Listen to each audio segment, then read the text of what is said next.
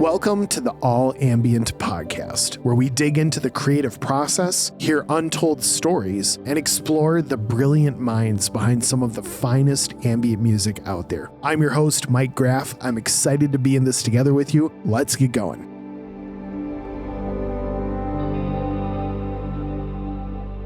All right, welcome to the podcast, everybody. My name is Mike Graff, and I make music as Dear Gravity. It is incredible to be here together with you, and I cannot wait for you to get the chance to hear from Kirk Smith of We Dream of Eden today. But before we dig into that conversation, I, of course, want to say a big thank you to the premier music licensing site for all things ambient and cinematic music. Of course, I'm talking about All Ambient. If you're a creator that doesn't want to dig through an endless catalog of music that might not be the best fit, All Ambient is the perfect licensing site for you. All Ambient has expertly curated song bundles that are all designed around a unique theme to fit your film, video, or project perfectly. And there's no annual subscription fee either. You only pay for what you need. It is a great solution for your music licensing needs. Go check it out at all-ambient.com. That's all-ambient.com. If you stick around, we do have an exclusive promo code for our podcast listeners that we'll share in just a little bit.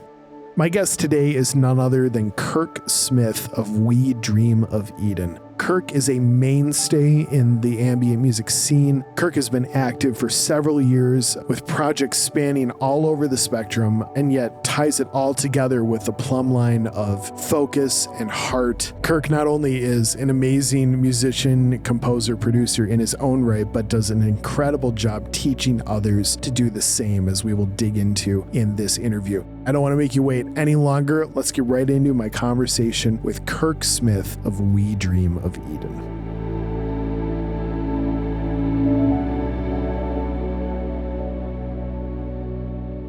Well, I have the absolute honor of being here today with someone who I consider not only a mainstay in the ambient genre, in the ambient music field, but also just a dear friend as we've gotten the chance to collaborate across several projects and run parallel with each other in just a variety of different ways. I'm really glad to have Kirk Smith of We Dream of Eden on the All Ambient podcast. Kirk, welcome to the podcast, man.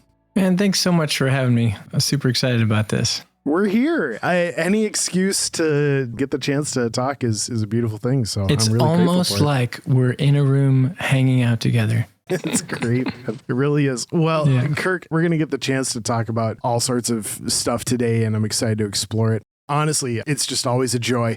So as we're going to talk about, your different work and your approaches to it, I've kind of been wondering, how did you get started in the music world? And, I think sometimes we think back to a story of one of the first times that we have this memory of something you heard that just kind of jumped out at you or you got wowed by it. Where did the music bug first hit you, or where did you first start in it? I feel like there's a couple different ways it's happened. I think the very first kind of musical memory I have is my grandfather. And I remember he used to play this game with me. He was a piano player and he wrote music and all this kind of stuff. He would play a game with me where he would tell me to just hit 5 notes randomly. I could pick any of the notes on the piano. And he used to say, just pick 5. And I'd try to make it as hard as possible, and I'd hit this one over here, and then, F sharp, and then I'd hit like a C, and then hit like a G, or whatever, and 5 notes. Yeah. And then he would stop. He would play those notes back to me. And then all of a sudden, he would take his left hand and he would start harmonizing under the notes and start creating this song. It sounded like a jazz standard or something. And he would just start improvising over those 5 notes. And it was a game he used to play with me. And I was always just amazed at how he could take these random sounds and turn it into music. So I think that's probably one of the earliest memories. I was like, this is like magic. This is amazing. How is this possible? And I always, played piano banged on the piano when I was at his house as a little kid. Yeah. And I had an uncle who had a piano in his house. And so I was always trying to mess with it. And eventually we had piano lessons, and I did that for a couple of years. It was a cool, guy who taught me how to do boogie woogie blues and the blues scale and all that kind of stuff. I'd always been into it, and did choir and all that kind of stuff. And then I can remember actually like wanting to get into like making beats. Like really when I started like producing, I was like a beat maker, and I love it. I had like an MPC and like a turntable and was doing the whole beat making thing. And I can remember I had this like Yamaha X something, like just probably a $90 keyboard, but it had like a sequencer and you could put like a disc in it to like record your, the stuff. And I remember trying to make a beat with this thing in like the upstairs room of a church. And like I had no idea what I was doing, but I was just trying to do something. And this old guy came down the hallway and he was like, "What are you doing?" And I was like, "I'm just, making some music, doing something." He's like, "That sounds really good." He's like, "You never know where that could take you." And then that's it. And he walked back out and walked down the hall. And it was just like, I like this. Like, like, okay. So yeah, I would say like, I love there's that. two little stories of just people who just showed me something that, or whether it was like encouragement or just showed me like this thing that is music, things like that have always kind of spurred me on and been like, okay, this is cool. And I love it. Let's do it. Oh my goodness. I love that. Is your grandfather still with us, or has he moved on? He's been gone for a good while. Man. Yeah. What an influence. Did he, I mean, just with the way that he was like voicing and harmonizing and stuff, was he a musician by profession or just spent a lot of time doing it, or what was his story? Honestly, I wish I knew more, and I probably just need to do some research, but I know I came from a musical family, but not in the sense of people say like, I came from a musical family. Like everybody in my immediate family played every instrument and we sang songs together after dinner. It's like, so I didn't come from an immediately musical family, but from the limited research I've done, I have a pretty musical lineage where there's lots of people in my family that were either kind of the music directors for their churches, and they wrote tons of music. And there's people that were like in New England, they're called the Burke family singers, and they were like the Von Tramps of New England, like just like, big Catholic family, 7, 8 kids, and they all sang and toured around the world, I guess. But none of that really affected me musically. Like I had to go and learn music basically by myself as far as like the coming from a musical family thing. I'm always a little bit jealous when I hear people that came from a musical family, in the sense of like, it was just this language that was spoken around them all the time. And it's just kind of inside them. Like I'm still trying to be fluent in this language because I didn't necessarily have it all around me. Sure. Yeah. But yeah, I think that's always a beautiful thing when people have that. It's true. And yet at the same time, you are, you're carving a brand new path in a sense. Like sometimes with perhaps that legacy or that, it's been modeled before you, it can be really easy to kind of fall into the very same sort of patterns or same sort of footsteps. And so for you to pursue what you're pursuing, but to be kind of the pioneer in a sense and to just be running after it without that model before you, I mean, that's a big deal. And that's really cool. Thanks for doing that. Totally. Yeah. And how random. I love the church story, man. It's almost comical how similar the story is for me, which is really funny, not stealing your thunder at all. But I remember at our church, the guy who was leading music at the time, he was really into Korg keyboards, so just big into it. And the M1? The O1W line had released, and he got the big old, I forget if it was like the O1W Pro or something, but it was like the, at the time, I mean, it was like early night. This is going to date both you and me a little bit.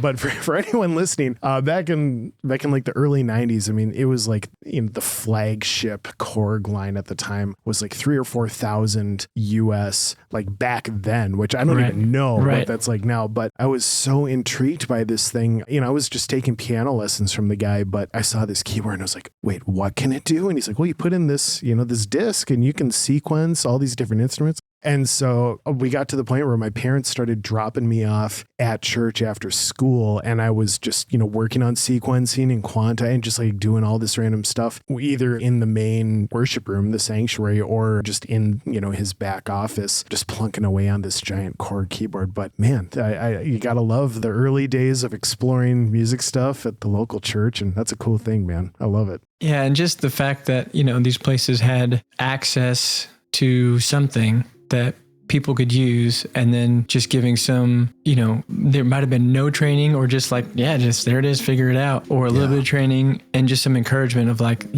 yes, you can do this. Like, this is something you can do. Yeah. Just those things, the fact that these churches had that was amazing.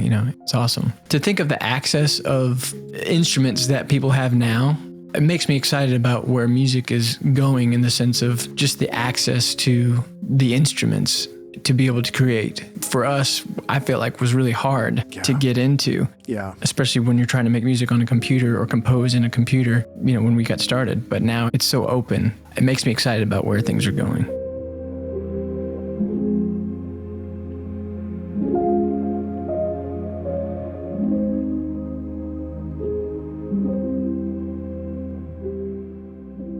So fast forward from some of the earlier stuff, and all of a sudden, We Dream of Eden comes to light. How many years have you been making music as We Dream of Eden now? Yeah, I want to say 2018, 2019 is when it started. I'd have to go back and really nail it down, but long honestly, enough ago where you're not entirely sure when it started. Exactly. That's a good sign. Well, but I'm not exactly sure what happened yesterday either. So that's not necessarily a good indicator. I won't hold that against you. Yeah. We're good. Yeah. No, but the funny story, man, it's like I studied a little bit of music and I studied production, and I was a worship leader for a long time. Mm-hmm. And honestly, I would say that's probably where We Dream of Eden started, doing that. And the times in a worship service where it's like there's no music, there's no plan, you're kind of in between songs, or you're really not sure where to go, so you're just kind of waiting to see what the next steps are. And in those moments of just the waiting and kind of the resting, I guess like the Selah of the Psalms, that time, that music, that sound was kind of the thing I just loved. I just loved that. Like I could sit there for, as long as the congregation would allow us, or, in the Lord. But it's like, it was a beautiful time. And so I think that was kind of the seed of it. And then over the years and doing productions and making records for people, which I really love doing, I realized I was making all these records for all these people, but I wasn't necessarily saying anything myself. I wasn't creating my own work of my own voice of doing the thing. And so I think I was really just as a creative outlet, I was like, what would it sound like for a record of that type of moment, of where it's just you're waiting, there's movement, but it's not overly dramatic or over, and so I knew about ambient music, all the guys, then the music for airplanes. So I always knew about Brian Eno and the kind of the ambient scene development. But when I was making this music, it was just a creative outlet to do something in the early mornings before work started and all this kind of stuff. And as I did that for weeks and months, I ended up having a bunch of tracks, and I really wasn't going to do anything with them. I just had them. And so I started putting them out on like SoundCloud or just random Facebook, not really releasing them. And people were like, oh, this is cool. Like, I like this. And I was like, oh, all right. And they're like, you sound like so-and-so, and you sound like such and such. And I was like, I don't know who those guys are, but I'm going to go check them out. And I was like, that I was almost rediscovering kind of the ambient scene and not knowing that I was making ambient music. That's how it started. And then just this idea of the We Dream of Eden is like, what would Eden sound like? What kind of, you wake up in the morning, you're in Eden, you're going to go pick some apples and work in the garden. And what's the music, and that's kind of the idea. It's been an incredible journey ever since, just being able to make music and think about things and try new things and explore sounds. And it's been awesome. It's just, I'm super grateful for what's going on with it. I love it, man. And, there's absolutely nothing wrong with someone setting out and saying, hey, I want to make music in a certain lane, and they want to aim at it and bring something to life in that way, which I fully support. That's great. But, how much sweeter perhaps is it for you to not be aiming at, quote, the ambient genre, but rather like you're just making the stuff that your heart's resonating with. And, it found its home, it found its audience in a sense, and, some of the different places where it's landing, which is incredible. And I'm so happy for you. But to have that be just almost like the byproduct of you creating what felt right is just the best part of the whole story, right? That it wasn't this grand business plan and I'm going to get into this, but rather it was, I need to create. I need to bring something to life, and to watch what it grew into is just the best. I love it. Yeah, that's cool. Yeah. And I think now that I'm in it, and, you have to do the next thing and the next thing, or, the way it's like you get to do the next thing and the next thing, is always trying to come back to that place where it's like you said, the resonating. What am I doing? How am I resonating with what I'm making? Is this something that I like, or is this something that I think fits the thing? And when you come back to how does this make me feel, then you're like, okay, I like where I'm going and I like how this feels. And so we're heading in the right direction. Yeah. And then I would say, for anybody who's like wanting to get into the ambient world, you have to love it. You have to really enjoy the process of creating these spaces and telling these little stories with sound, because that's the thing that's going to sustain you and make it consistent and sustainable. Is like, if I wasn't getting paid to do this, I would still sit down and just finger paint with these sounds and make these little collages of sonic landscapes, because to me it's meditation, and to me it's life-giving. And so that's what I would say. For if you're thinking about doing ambient music, do some ambient music and see if you enjoy the process. And if you enjoy the process, you're already there. It's kind of like someone who's like, I think I want to be a painter, but I don't know what type of things to paint or what to paint with. It's like, well, maybe you like watercolors, or maybe you like pastels, or maybe you want to take buckets and hang them from strings and throw them at, right. Do the process and do it over and over. And if you enjoy the process, then you're on the right path to making the thing that you want to make. And it'll sound like you because it's coming from you. And so, it's been a really freeing experience. Even when it's in a quote unquote, like a lane or a genre, it's limitless creativity within even those confines, My goodness. Honestly, it's thanks for that wisdom. That's a big deal.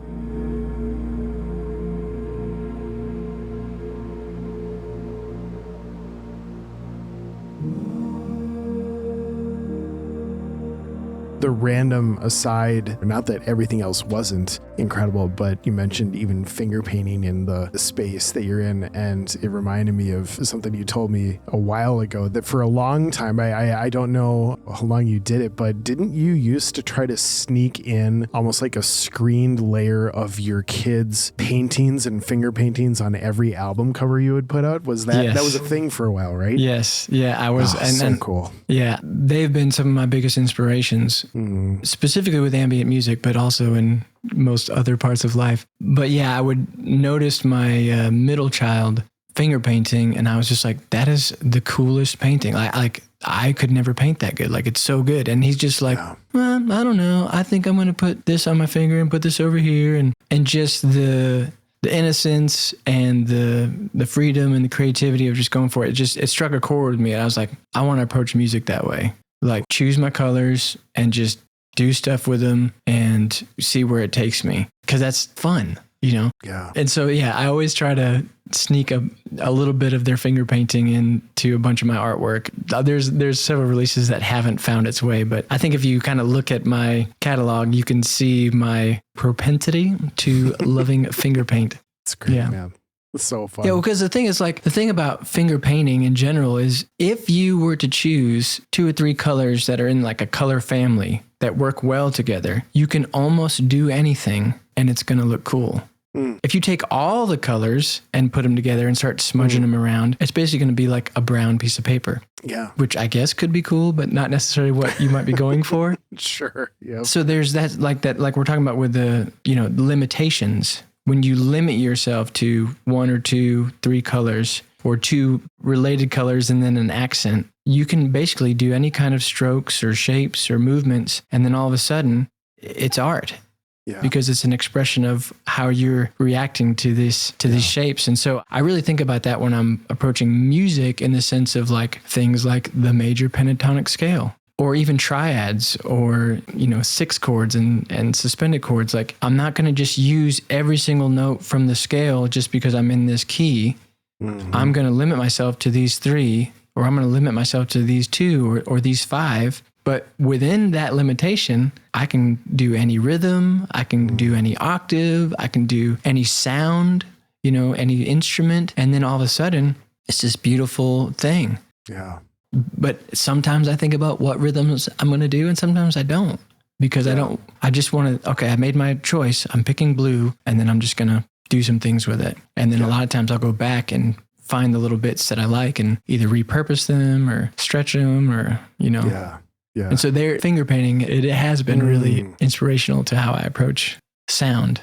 There it is, folks. Creative Masterclass with Kirk Smith of We Dream of Eden, ladies and gentlemen. Man. Well, speaking of that, and it's such an open-ended question, but I'm always fascinated hearing about the creative process of people in our space, just in the creating space, and whether that's, what your schedule looks like or like what you feel like when you sit down and you're ready to start, working on something. I just feel like there's always a fresh perspective every time I ask that question. And it's also, not only is it cool to hear everybody answer differently, but then you just think about the fact that everybody answers differently and yet they all arrive at some type of end game, at some type of result that then, gets released out into the world. And how cool is that there are all these different approaches and all these different, almost mind games sometimes or Yes. affirmations I need to tell myself just to get into the right headspace and all that. Yep. But yeah, Kirk, just explore your creative process with me a little bit. I'd love to hear just about some of the things that find yourself doing or what the rhythm of that looks like in your week and all that.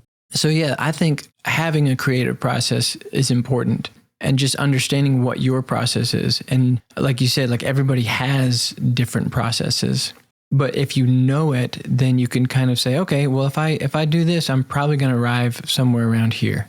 And if you know your intention, so I think the first part of my creative process is just my intention, is setting your intention. And so there are times where I just improvise and I just play, and there's a time for play, and then there's a time to like get stuff done. And so which part of the process is which? Well, it's all relative, but what I like to do is I like to have a project in mind. If I know I'm going to be going into a creative process, I like to have an end goal. And that could be a single, it could be a collaboration, it could be an EP, it could be a whole album. It's like, okay, there's an end goal.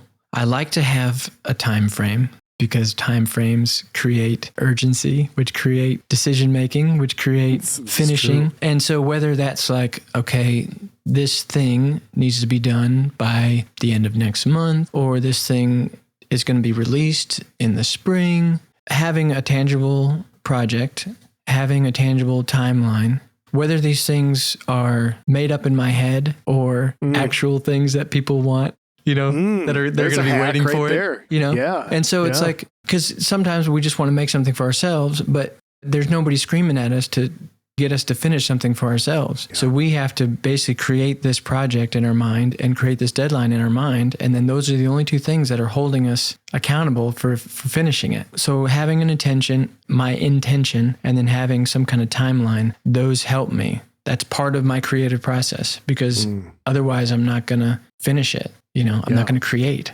Yeah. I'm not going to enter into the process. Yep. And then from there, a lot of times practically, I think about my sound palette, what's my go-tos that I might use on this project. And so I might have a template that has a bass I really like and some pads I really like and some strings and a piano. And maybe some of those things are already kind of processed in a way that I like so that I don't have to reinvent the wheel every time I do something. So I'll have kind of my go-to instruments, and then maybe I'll throw in a couple wild cards, or I won't throw in wild cards, and I'll have my template. But then every time I sit down, I'll say, well, what's something I can do to this that's different than I've done before? And so then I'll find an instrument or find a sound or make a sound or have an idea of like, let me try sampling this thing and bringing it in. So I have like my goal, my timeline. I have my template of sounds that I love. So I know that my colors are all there when I need to do things. And then I'll throw in some wild cards.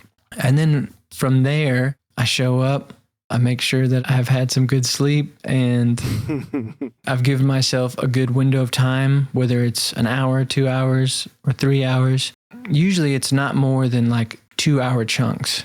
Sure. So I'll come to the place I'm at. I know what it is I kind of want to do. I have my tools set out and I'll just work for a couple hours. And then I'll take a break, have a coffee, talk to the family, come back in and do another 2 hours. And then when that's done, it's done. And whatever I have is waiting for me the next day or the next time I come into the studio. And then sometimes, in ambient music specifically, sometimes I will work from the background and then I'll move forward.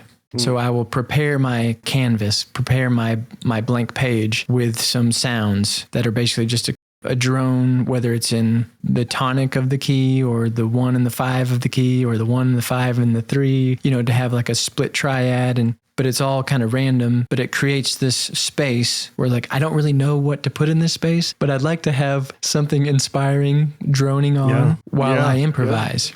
So sometimes that's how I'll start, is I will create the space that's inspiring and then improvise until I feel like I have something that I can fill it with. Yeah. Other times I will create the theme or the melody because I either have an idea or I don't feel like making a drone first. I just want to create the theme. And then once I have kind of a theme and a mild structure, then I know I can build it out from there and fill out the production from there. So those are kind of my two main approaches, is either back to front or front to back. That's cool. Yep. Yeah. And that's, I think something you hit on that is really, everything you hit on was worthy of being touched on, but do love, just some of the ways that you jump over hurdles, not just quickly and easily, but in a habitual sort of way. Like you've programmed certain things to not be roadblocks for you. And because I know that for a long time, I've since shed this bad habit, but I used to really get hung up on making sure that whatever sound I was working with, whatever patch or drone or whatever, that it was like the crystal clear, absolute final version of what that sound is going to be like when the song winds up getting released. And I would get so lost in the weeds on just trying to dial that in that I would just kill these massive swaths of time working on, dialing in that patch. And there's nothing wrong with dialing in a sound or crafting it and curating it into the right spot. But I know that I killed a lot of time that I could have been, composing and creating, and realistically, like probably would have gone and done even more adjustments when the whole song was done on the back end anyway, even though I thought I was already done with it. So I love that you were just really pressing into like, hey, here's where I start with, and here's some stuff that I've got dialed in to a degree that I really like. But, that can, all those things are, of course, interchangeable as the process goes, but you don't allow for that to slow down your process. And I think that's a big encouragement to my former self. And I think that's a big encouragement to a lot of us to not let things like that, hang up the creative process, and perhaps to just remind ourselves, like, there's a time and place for that. There's a time and place for sorting out, the actual sounds of the composition. But right now, I want to write. I want to compose. I want to get something rolling here, and to use sort of a temporary patch or sound of something a little bit more universal. That's not a bad move at all. Well, and that can be part of a whole nother session. It's like, okay, we're not writing today. We are building instruments. So it's like if you were a guitar maker, it's like, I'm going to build a guitar today. I'm not going to learn how to do my arpeggios. I'm literally going to build the guitar. And so that's the session. That's what you're doing that day. Yeah. I think when we try to do all of it all the time, it can bog us down. And so I think to set aside time for sound design, like deep sound design, like you're talking about, I think is a great thing. And it trains your ear and it develops your taste and all that kind of stuff. But I would say you don't really know what that sound is going to be in the composition. So to spend too much time could be problematic, because honestly, once it gets into the context of this piece that you're kind of discovering along the way that you make it, you might going to be like, oh, this thing's way too bright. Like you roll off all the high end when you spent 45 minutes making this awesome crystalline pad that then you just swap up the high end and you're like, well, it'll be cool on some other track, but it doesn't fit on this thing, I hear you.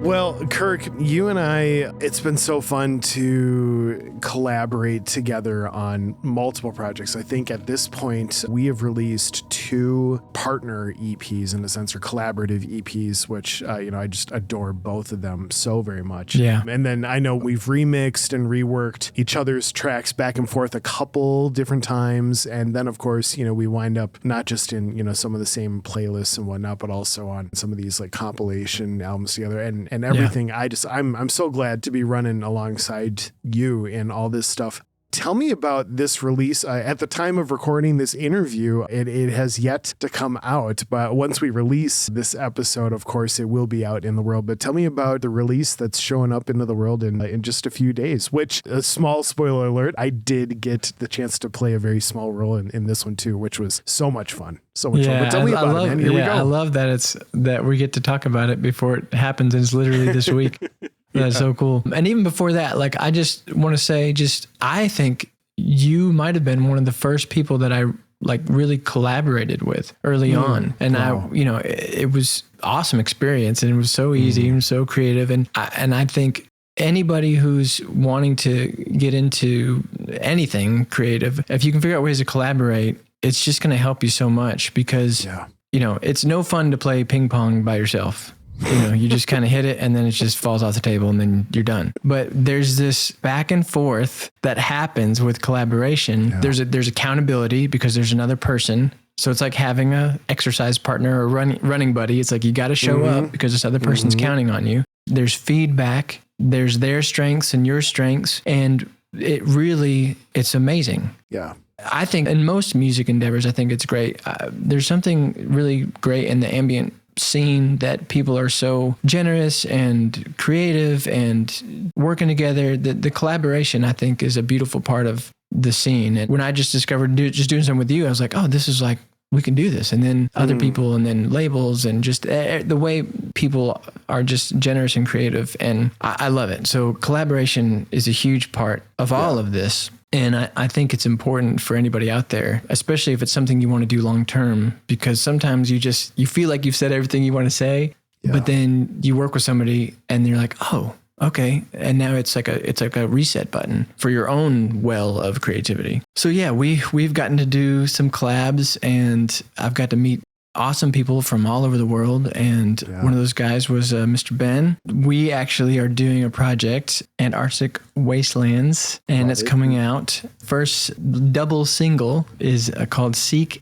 and Find. It's 2 singles. The first one's called Seek, and the second one's called And Find. And the And Find, we get all 3 of us up on that. Yeah. It's an awesome project, and it's just been great to create with friends again, Absolutely. What's one thing about this new album that really excites you, whether it was like a particular thing that came together, as it was getting, post-produced, or if there's something along the way that you're like, oh my gosh, that was so much fun, or what's a highlight of this one for you? I think I'm always impressed and amazed. You think you have the layers that tell the story and do everything you want it to do, and then you hear something back from another artist, and you can hear them.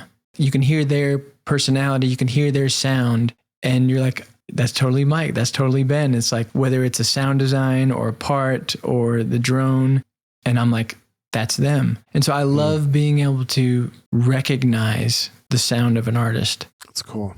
It's amazing, even in the ambient space where there's no vocals, there's no lyrics, there's a lot of reverb, so things can kind of get foggy and smudgy in the best kind of ways. There's still this personality and this voice, this thing that comes through, and you're like, that sounds like them, and that sounds like them. So I'm always impressed when I hear that. Wow. I love that. Yeah. Well, every bit of what I've gotten to hear thus far, it just another incredible offering from you. So thanks for continuing to making it happen. So thanks for doing it, man. Appreciate it. Yes, sir. I hear a little bit of news that you've got something coming out soon that I think the world's going to want to hear a little bit more about. So can you share with me what's happening? Sure. Yeah, I would love to. Man, basically, there's a company called studio.com. They used to be called Monthly, and then they've become studio.com. And their whole kind of philosophy is something they've coined as apprentice style learning. And I've used to teach production in colleges, and I loved to develop curriculums and all that kind of stuff. But what I always knew in my heart was the best thing for these people, aspiring musicians and producers, was to just get in the studio and watch people make stuff. Yeah. And kind of be a fly on the wall. I remember when I was in studios and watching the process, that's how I learned so much and internalized so much, just that apprentice style, being in the room, watching somebody do their thing.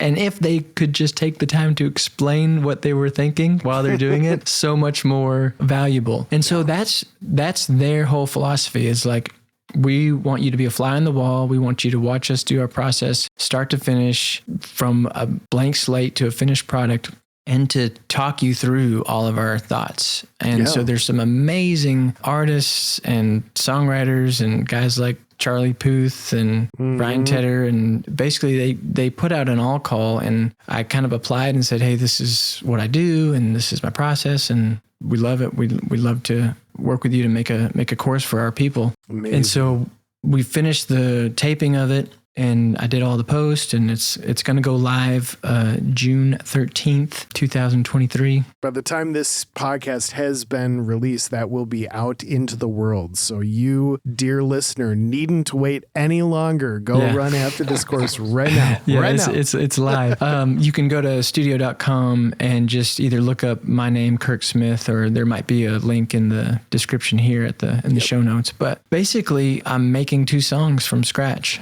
And it's kind of like the process that I told you. I'm doing one where I start with the background and I work it layer by layer until it's a finished mix and mastered track. And then I'll do the second track where I sketch out a theme on the piano, turn it into a vague skeleton structure, and then I build out the production from there. And I guide you through all my thoughts and processes and some plugins, and we do some sound design, and you'll see me try to play guitar a little bit, and that'll be fun. I'll sing some. Hey, I'm showing up just for that, man. That sounds great. Yeah, well, I mean, I love the guitar, and I've been trying to get better and better, because I love the feel and the response of it. But like the piano is my go-to thing, but there's something about just the strings of a guitar that you just can't do it. Even, I feel like you can't just do it even in a plugin. I guess you could, but I want to put my finger on the strings. Yeah. So that's there. And we do a little bit of vocals, and I'm really proud of what we created. And even the guy who was helping me film everything, he was like, oh, this is awesome. He's like, I'm going home. I'm going to go buy Logic, and I'm going to get a MIDI controller, and he's going to start doing the thing. So the fact that like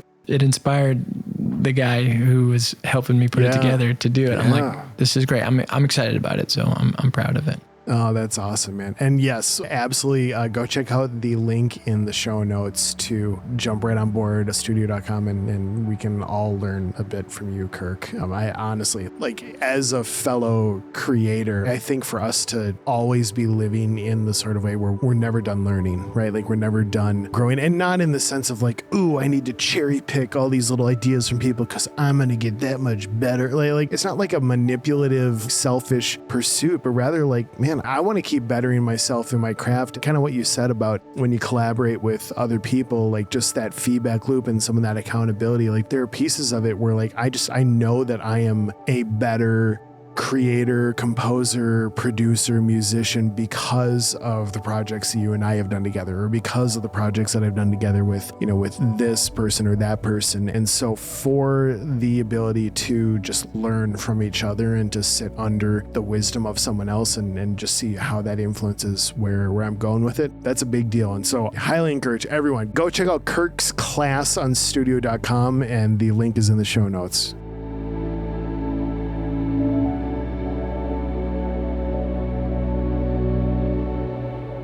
Okay, Kirk, we have the all ambient lightning round. Are you ready for this? I think so. Let's see. They're good. They're good questions, but you got to keep them short. You got. Okay. We've got no rambling. So much good stuff already. It's all good. What are you currently geeking out about right now? Like whether it's an artist or a piece of gear or a plugin or something. What are you geeking out about right now? Right now, I will say right now I'm geeking out over the Real Bus.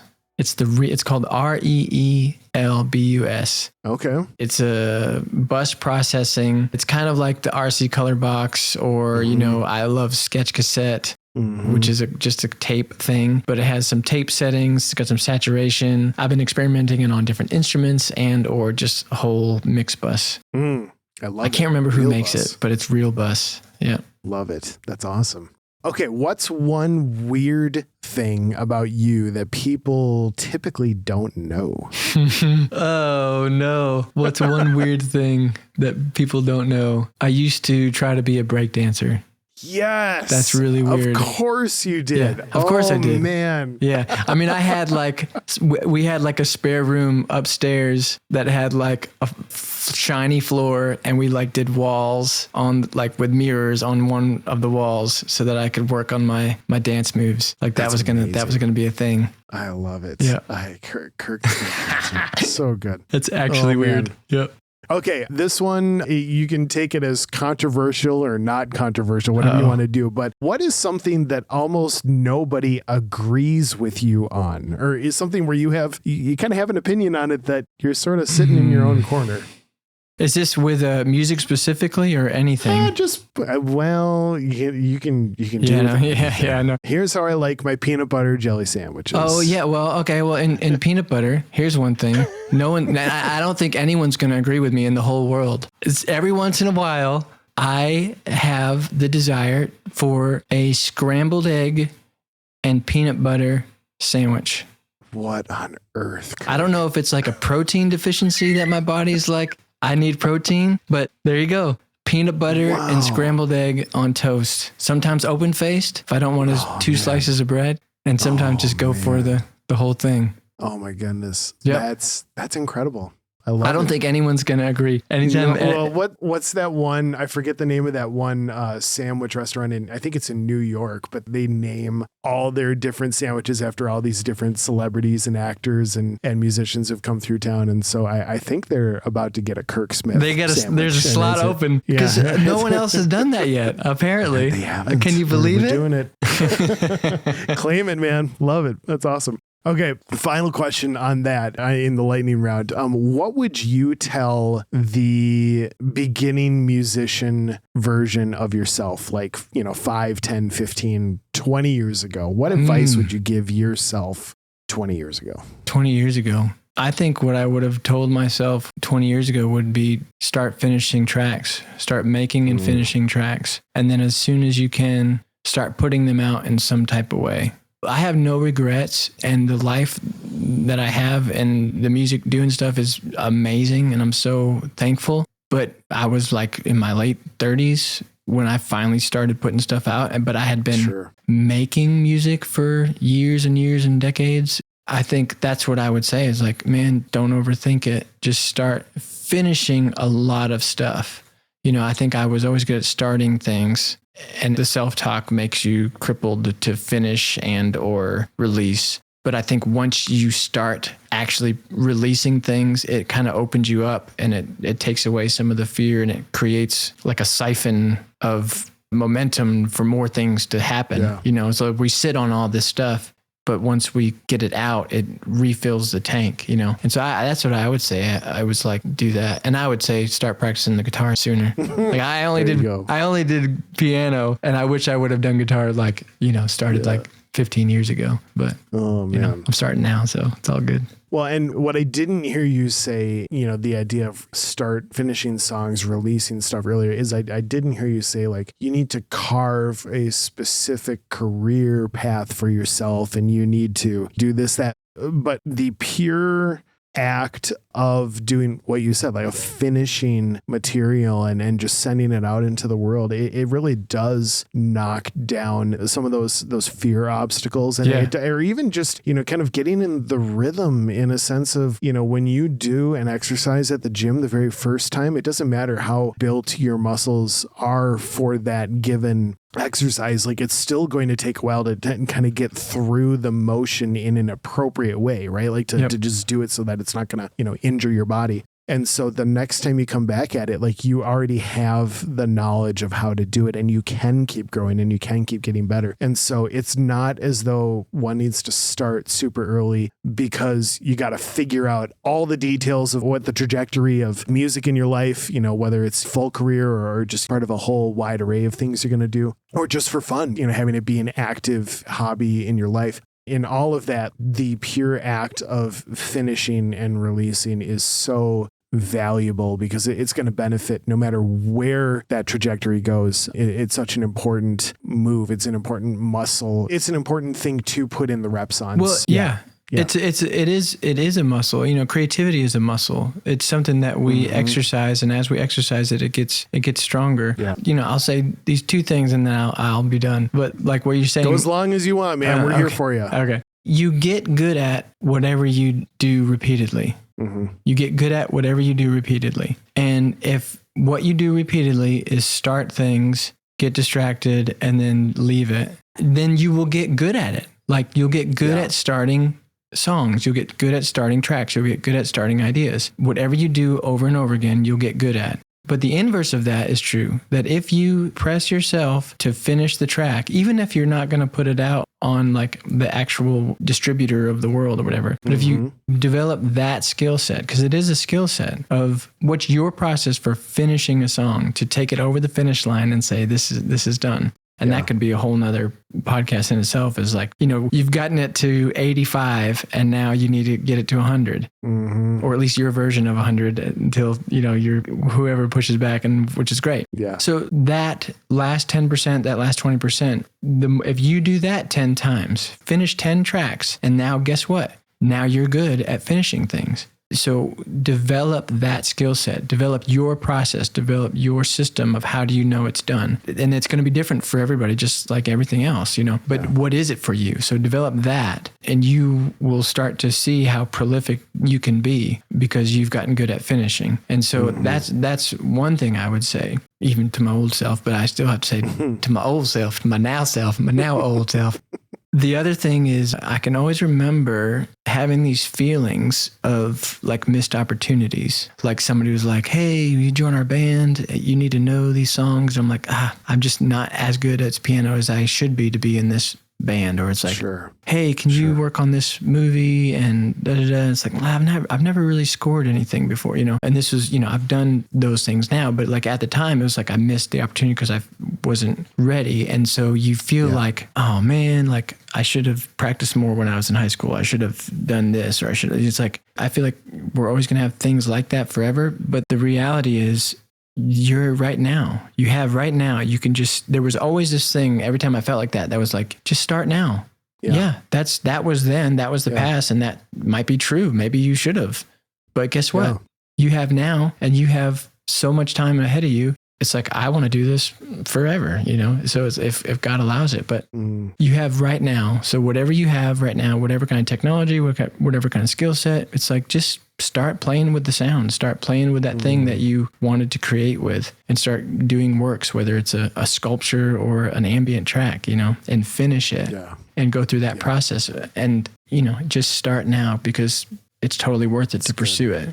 That's good. Man, Kirk, I am heartbroken because I know we're at the end of this, but I kind of feel like we're just getting started. And not just because, you know, I consider you a dear friend, but also there's just depths of knowledge and wisdom in you that I just want to keep hearing. And I know that our listeners do too. We'll just have to make a round 2 happen sometime soon and get back on the horn and do this again if you're up for it. Man, this is super fun. I love this. I always love talking shop, especially if somebody wants to listen, you know. So I'm down. Let's do it. Absolutely. Well, Kirk, your music is incredible. Your heart is incredible. Thanks for just being you and for modeling it well for a lot of people around you. And yeah, man, this has just been a total joy. Thanks for jumping on the All Ambient podcast, man. Sure thing. Thanks for having me. Anytime.